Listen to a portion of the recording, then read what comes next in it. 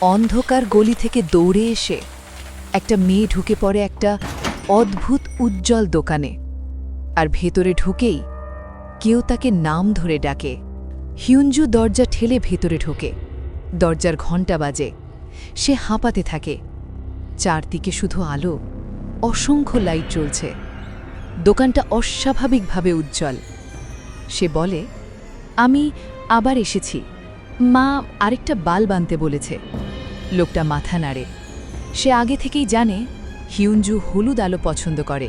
দোকানটা আবার চুপ হয়ে যায়, শুধু লাইটগুলো জ্বলছে। কিন্তু একটা জিনিস অদ্ভুত, লোকটা শুধু কথা বলছে না, সে হিউঞ্জুকে খুব মন দিয়ে পর্যবেক্ষণ করছে, যেন সে কিছু খুঁজছে। হিউঞ্জু ভাবছে সে শুধু একটা বাল্ব কিনতে এসেছে, কিন্তু সে জানে না এই দোকানের মালিক জানে যে আজকের রাতটা তার জীবনের জন্য অন্যরকম হতে যাচ্ছে।